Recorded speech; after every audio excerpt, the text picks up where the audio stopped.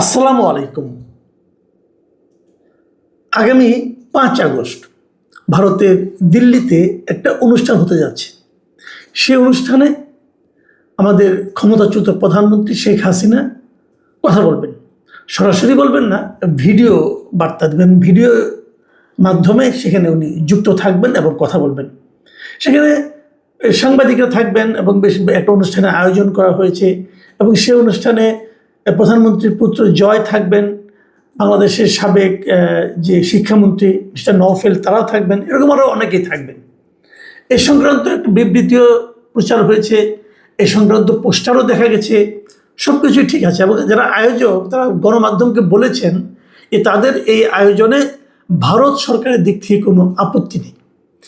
এই সংক্রান্ত একটা কন্টেন্ট আমি গত রাতে কিন্তু আমাদের এই চ্যানেলে প্রচার করেছিলাম।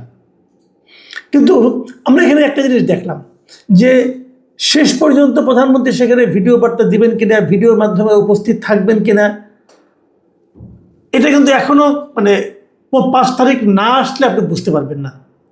হয়তো এখন পর্যন্ত তারা প্রচার করছে মানুষের মনোযোগ আকর্ষণের জন্য এবং স্বাভাবিকভাবে মনোযোগ আকর্ষিত হয়েছে। ভারতের প্রথম শ্রেণীর যে দৈনিকগুলো, প্রধান যে দৈনিকগুলো, ওরা সবাই কিন্তু এই নিউজটা বেশ গুরুত্ব দিয়ে প্রচার করেছে এবং তারা বলেছে যে ক্ষমতাচ্যুত হওয়ার ঠিক 2 বছরের মাথায় 24-এর 5ই আগস্ট উনি ক্ষমতাচ্যুত হয়েছিলেন এবং 26-এর 5ই আগস্ট উনি প্রথম প্রকাশ্যে আসছেন। এবং এটা শোনার পর আমার মধ্যে একটা আগ্রহ ছিল।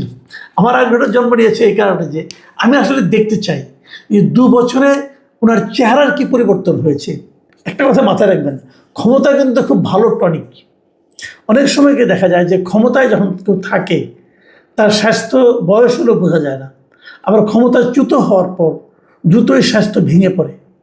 তো আমার খুব একটা আগ্রহ ছিল যে এই 2 বছরের ক্ষমতার বাইরে থাকার কারণ এবং এরই মধ্যে বাংলাদেশের আন্তর্জাতিক অপরাধ ট্রাইব্যুনালে ওনার জন্য মৃত্যুদণ্ডের আদেশ হওয়া, এই সমস্ত ঘটনা নিশ্চয়ই তার মধ্যে একটা প্রভাব ফেলেছে। সেই প্রভাবের প্রতিক্রিয়া ওনার চেহারায়, ওনার শরীরে, ওনার স্বাস্থ্যে পড়েছে কিনা, পড়লে কতটুকু পড়েছে, এটা দেখার ব্যাপারে আমার একটা কৌতূহল অবশ্য ছিল। তো সেটা আদৌ পূরণ হবে কিনা আমি জানি না, কারণ আমি নিজেও বুঝতে পারছি না। কারণ এর মধ্যে যুক্তরাষ্ট্রের আমাদের কিছু কিছু বন্ধুবান্ধব যারা আছেন ওখানে সাংবাদিকতা করেন, তাদের মধ্যে কেউ কেউ জানিয়েছেন যে উনি হয়তো শেষ পর্যন্ত ভিডিও বার্তায় উপস্থিত হবেন না, ভিডিওর মাধ্যমে। আমি জানি না আসলে কী হবে, কিন্তু আমার কাছে যে জিনিসটা খুব গুরুত্বপূর্ণ মনে হয়েছে, এই বিষয়টা বিভিন্ন মিডিয়াতে আসার পর বাংলাদেশ সরকারের যে পররাষ্ট্র মন্ত্রণালয় তাদের যে প্রতিক্রিয়া, এটা আমাকে একটু কৌতূহলী করে তুলেছে। দেখুন, দুটো ঘটনা বলি। একটা হলো যে আমাদের পররাষ্ট্র বিষয়ক যিনি উপদেষ্টা আছেন মিস্টার হুমায়ুন কবির, তার সঙ্গে সোমবার বিকেলে ভারতে নিযুক্ত হাইকমিশনার দীনেশ ত্রিবেদীর একটা সৌজন্য সাক্ষাৎ হয়েছে। দীনেশ ত্রিবেদী পিএম অফিসে গিয়েছিলেন তেজগাঁওতে, সেখানেই হুমায়ুন কবির সাহেব বসেন, সেখানে ওনার সঙ্গে ওনার দেখা হয়েছে এবং এই দেখা হওয়ার সময় হুমায়ুন কবির সাহেব সরাসরি বলেছেন যেন ভারত শেখ হাসিনাকে এ ধরনের একটা ভিডিও উপস্থিতি যেন না করতে পারে। উনি কী বলেছেন আমি যদি আপনাদেরকে একটু পড়ে শোনাই তাহলে আপনারা বুঝতে পারবেন।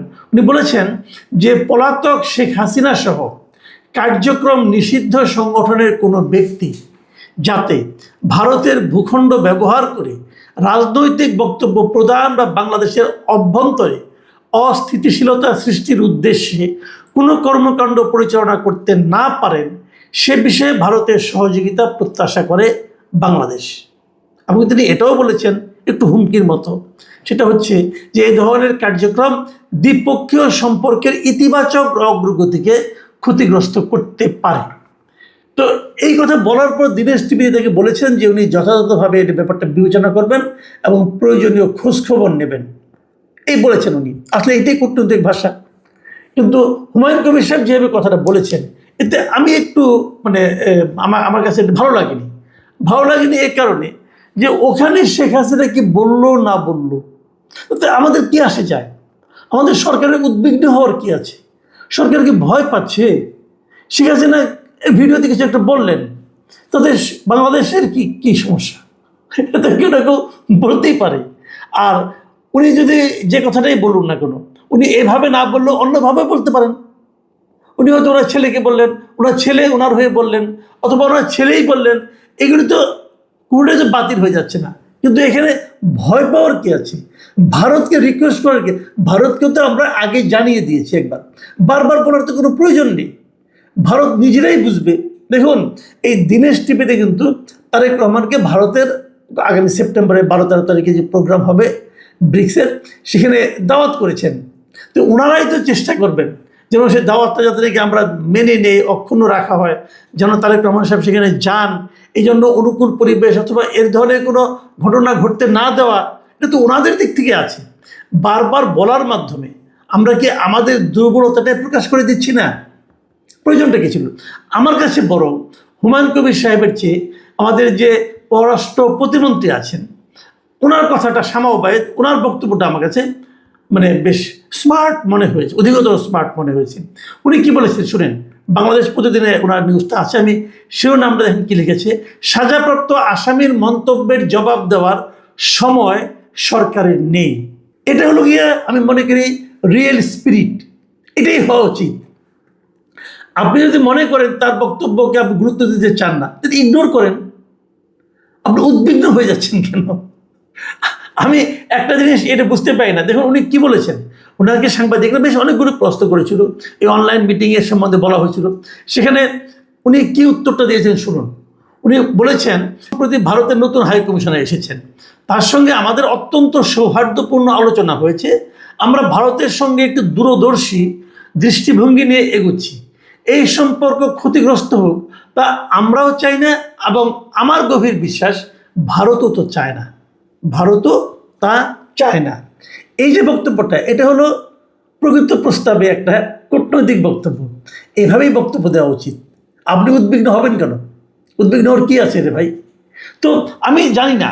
এবং উনি পরে এই কথাটা বলেছেন যে কে কি বলল, মানে এই বিষয়টা নিয়ে আমাদের ওখানে কে কথাই বললো না বললো, এটা নিয়ে আমাদের কোনো কিছু বলার নাই।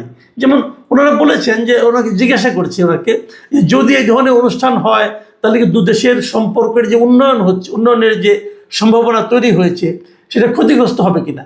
দেখেন দেখেন সামাওবায়েদ কী বলেছেন। উনি বলেছেন যে অবশ্যই এটা ক্ষতি করতে পারে, তবে আমরা তো সেটা চাচ্ছি না। আমি মনে করি বাংলাদেশের মানুষও চায় না এবং সরকারও চায় না যে ভারতের সঙ্গে আমাদের সম্পর্ক নেতিবাচক হোক। আমরা চাই সম্পর্ক আরও উন্নত হোক এবং তা উন্নতির দিকেই যাচ্ছে। আমি আশা করি বিষয়টি মাথায় রেখেই ভারত ভবিষ্যতে তাদের কার্যক্রম পরিচালনা করবে। খুবই ম্যাচিউর রিমার্কস কিন্তু। তো আমিও সেগুলি বলি যে এখানে উদ্বিগ্ন হওয়ার মতো কিছু নাই। আপনি যত উদ্বিগ্ন হবেন তত কিন্তু উদ্বেগ আপনাকে পেয়ে বসবে। মাথায় রাখবেন, এখন কিন্তু অনলাইনের যুগ রে ভাই। এবং আমি তো এটাও মনে করি যে শেখ হাসিনার বক্তব্য এদেশে প্রচার করা যাবে না বলে যে নিষেধাজ্ঞা আদালতের আছে, আমার কাছে ওটাও গ্রহণযোগ্য মনে হয় না। কেন আপনি তাকে তার কথা প্রচার করতে দেবেন না? তার কথা প্রচার করতে না দেওয়ার আপনার যে আদেশ, এই আদেশ কি বাস্তবায়িত হচ্ছে? সবাই তো প্রচার করতেছে। যে আদেশ কেউ বাস্তবায়ন করে না, যে আদেশ কেউ মানে না, সেটা দেওয়ার মাধ্যমে আপনার অবস্থানটা যে মানুষের কাছে হাস্যকর হয়ে যায়। এ ধরনের আদেশ দিতে যান কেন? আর তাছাড়া সবচেয়ে বড় কথা হলো, আপনারা থামাবেন কীভাবে? এখনকার আগের দুনিয়া আছে নাকি ভাই? মুহূর্তে সারা দুনিয়ায় এই সমস্ত তথ্য ছড়িয়ে যাচ্ছে, মুহূর্তে সারা দুনিয়ার থেকে আমাদের এখানে চলে আসছে। তো এগুলোকে থামানো যায়। নিতান্ত যাদের অনলাইন সম্পর্কে কোনো ধারণা নাই, কেবল তাদের পক্ষেই এ ধরনের প্রাগৈতিহাসিক সিদ্ধান্ত দেওয়া সম্ভব। এছাড়া আর কেউ দিবেন এই ধরনের। আমার মানে ব্যাপারটা হলো এরকম, আপনি কথা বলতে দেন, যার যা ইচ্ছে বলুক। ওগুলো বললেই মহাভারত অশুদ্ধ হয় না, ওগুলো বললেই আকাশ মানে ভবনের ছাদ ভেঙে মাথার উপর পড়ে না। বরঞ্চ তারা যত বেশি বলবে সেগুলো নিয়ে মানুষ তত বেশি আলোচনা করবে, মানুষ ভুল ভ্রান্তি ধরতে পারবে। কিন্তু যখন আপনি কথা বলতে না দিবেন, তখন হবে কি, মানুষ ভাববে যে কেন সরকার ভয় পাচ্ছে, তাহলে উনি এমন কি বলবেন যেটা বললে পরে সরকারের ভিত নড়ে যাবে।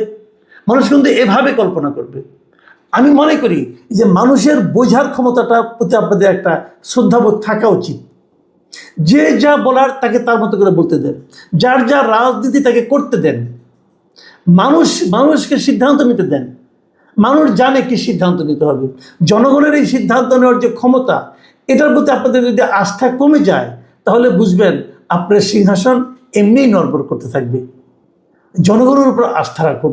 যদি জনগণের সরকার হতে চান, জনগণের উপর আস্থা রাখুন আর জনগণের মন জয়ের চেষ্টা করুন। প্রতিপক্ষের বদনাম করে মন জয় করা যায় না, নিজের কাজ কর্ম দিয়ে মন জয় করা যায়। এই যে এখন সারা দেশে মানুষের মধ্যে যে হাহাকার তৈরি হয়েছে দ্রব্যমূল্য নিয়ে, জ্বালানি নিয়ে, গ্যাস নিয়ে, বিদ্যুৎ নিয়ে, এই যে একটা হাহাকার, মানুষের মধ্যে হাহাকার এবং সেই সঙ্গে বিরক্তি, এটা দূর করার চেষ্টা করেন। এটা যদি দূর করতে না পারেন, মানুষ ঘুরে ফিরে কিন্তু অতীতের দিকেই যাবে। এটাই নিয়ম, এটাই রাজনীতি। প্রিয় দর্শক, এখন এ পর্যন্তই।